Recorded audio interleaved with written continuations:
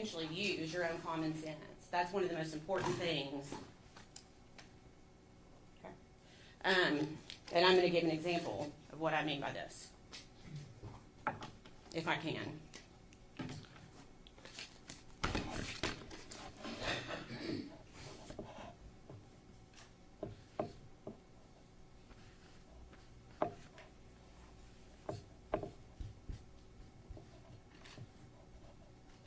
It's like Wheel of Fortune. Okay?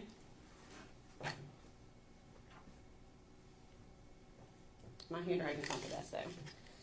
But you get the idea here. It's like Wheel of Fortune.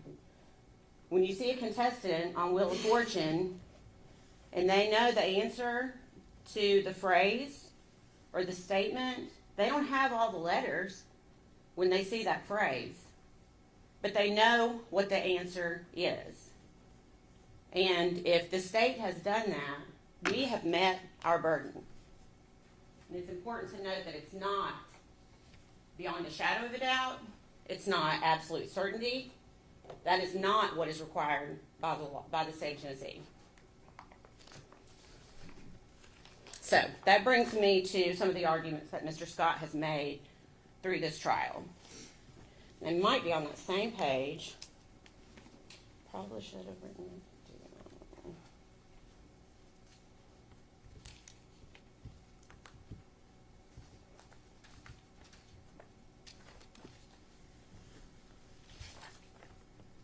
Here it is, page 5. In your instructions, in the second paragraph, it states, statements, arguments, and remarks of counsel are intended to help you in understanding the evidence and applying the law. But they are not evidence. And I beg you to remember that. When Mr. Scott gets back up and makes his arguments, remember that. The things that come out of his mouth and that came out of his mouth during trial, that is not the evidence. He tried to get you to speculate on so many things during this trial. He wanted to throw out strange theories with aluminum foil.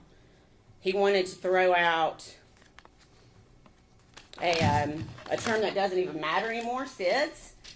That came from his mouth, not either of the doctors, but from Mr. Scott.